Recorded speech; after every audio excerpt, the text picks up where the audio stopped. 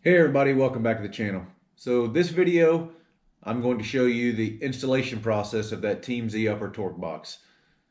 It should be, I don't want to say fairly simple.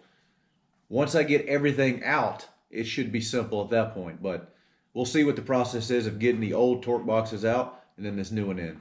So let's go check it out and see what we got to do. All right, so the first thing you have to do to install these adjustable upper torque boxes, obviously, is take the old ones out. So you actually have to cut out the torque boxes themselves, and then this big bulkhead that they attach to also has to come out. So I've seen it done where guys drill out the spot welds from the torque boxes to the bulkhead, get those out, and then start drilling out the spot welds from the actual bulkhead itself. I'm thinking to save myself some time, because I'm cutting out the bulkhead, I don't need to drill out the spot welds in certain spots because it's spot welded to the bulkhead. So I can just literally come up here, cut this thing out, and cut it where I can away from the frame and all that, and try to pull this thing out as one unit. I don't know if it's going to work that way. Maybe there's a reason guys do it that way and drill out the torque box spot welds first. So maybe I'll have to go that route, but if I can save myself some time, I will. The other thing that I did was I put the bolts through here and I hung string to some plumb bobs. So I have marks on the ground of exactly where these things are. So when I put the new one in, I can kind of go off that. It may not be 100% from Ford, it could be off just a hair, but at least gives me a measurement. And I also, from the bolts, I measured all the way to a point on this side of the frame and a point on this side of the frame, and I wrote those numbers down. So when I square it up, I'll measure from the same points and get it hopefully 100% square in there. So that's what I'm doing. That's where I'm at. So I'll go ahead and start cutting and drilling, and we'll see from there. I'm going to show you where I'm at this point. So I've got the actual torque boxes out. So that plan I had talked about earlier, I was just going to cut them out. After I took a look at it, it's not going to really work out too well, because you're going to have to cut them out basically like I did. There's like, I'll show you pictures of the actual torque boxes. There's like 10 or if not more spot welds on that thing. The problem you're going to run into is, now that it's out, this bulkhead, I've got all the spot welds drilled from it, so it'll pull back. The problem is on the inside of this thing, it is spot welded to the frame. So what I'm going to end up having to do is take a cutoff wheel and cut it off right here away from the frame, and then drill those spot welds out on the inside. So a couple things to note. So down here in these areas, when you're drilling out these spot welds, be careful, because after you punch through this, obviously you got the body. Up here on this thing, I just punched all the way through, because you got about, I don't know, about a 2-inch gap before it hits the body. This like empty space in here. So you can drill all the way through these things and it doesn't matter. Just be careful on these bottom ones, because if you drill all the way through them, obviously you're going to have to plug those holes up, welding or whatever. And then mine, down here where the lower torque box was spot welded here, I don't know if that's from the factory or somebody did it. It was welded on this side, so I had to grind that down. Thank God. I know a lot of guys do them, and I had thought about doing this one a while ago, was because they're spot welded. A lot of guys completely weld, the torque box is in. If you've done that, this is probably going to be even more of a pain in the ass to get done, because now you're going to drill out all those spot welds and then your other weld on top of that. But I'm pretty close to getting it out. I went ahead, like I said, I just cut this top one instead of drilling these out. I'll probably do that later, but I just cut the top of it, and now I'll just cut that, and this piece should come right out, and then I'll have to grind it down. There's a couple spots that I punched through, but that should be easy stuff. So that's where I'm at. That's what I'm going to do next, and then I'll show you from there. All right, so now you can see I fully got the bulkhead, all the spot welds drilled out, and it's finally out. So as I said earlier, I had to cut it right here, and then you got that other piece that actually welds on the inside of here. So A lot of spot welds on this thing. All right, as you can see, I've got the bulkhead out.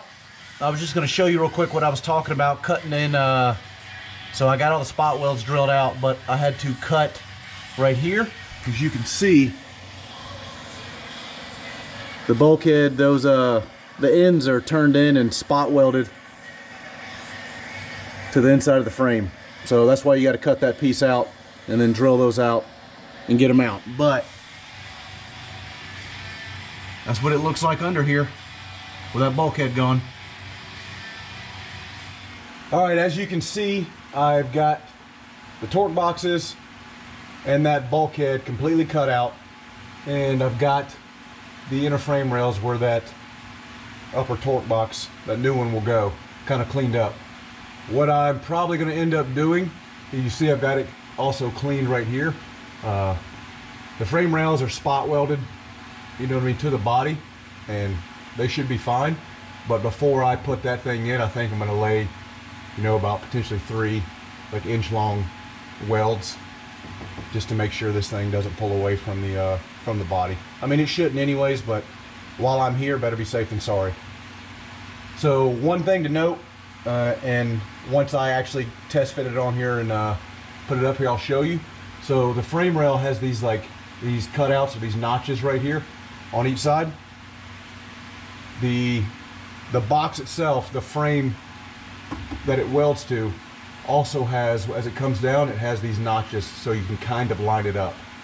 So what I'm going to do is just lay those little welds like I talked about, and then I'm going to start fitting the box up in here and then hanging the plumb bobs and all that and trying to measure it and get it as straight as I can. So that's where I'm at, and that's what I'm going to do, and then I'll kind of show you from there. All right, so showing you guys where I'm at real quick. So before I put this torque box in, I've got some spray on prime through welder from HTC, or not HTC, HCP, I'm sorry, that I sprayed on the back side of the actual plate and on the frame. I do that because I'm always worried that that somewhat space in between there is going to rust, because some of this on this back side I can't really get to welding wise. Now I may end up cutting the floor pan on the inside and kind of pull it back so I can weld it all the way, but I can get to some of it, just can't get to all of it. So I put a little weld through primer on there. But anyway, so it's in, it's leveled, and it's straight. I'll kind of tell you how I leveled it and how I straightened it. So if you guys remember from the videos prior, when I installed the coilover relocation kit, so I had the car on the suspension completely leveled out. So when I installed the coilover bar, I installed it completely level. So all I had to do was make sure this bar equals what the coilover bar is. Since I took the rear end and everything out and put it on jack stands, the car is sitting at like, when I measured, it's like 1 degree off. So all I had to do was make this equal that same. That's what the coilover bar was at.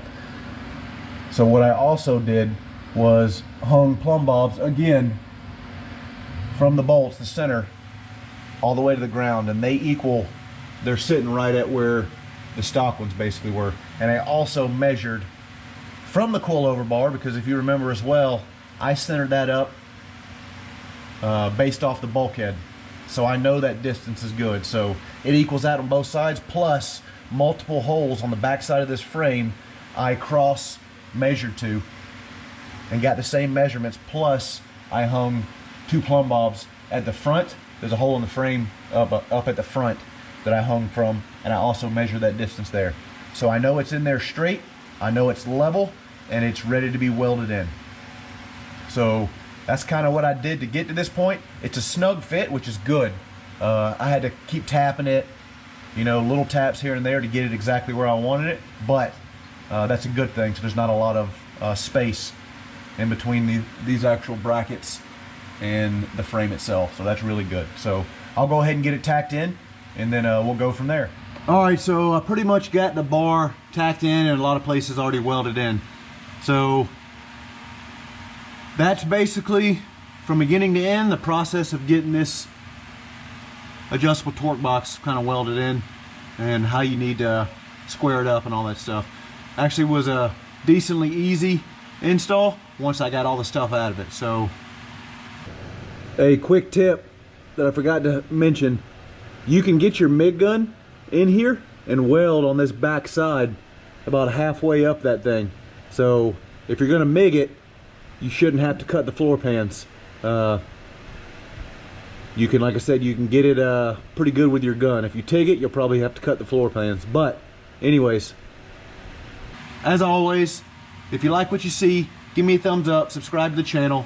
I've got the 8.8 build coming pretty soon, narrowing it, putting the full Team Z brace kit on it and all that stuff. And then eventually as well, pretty soon I'll have a full roll cage build. So stay tuned. Thanks again.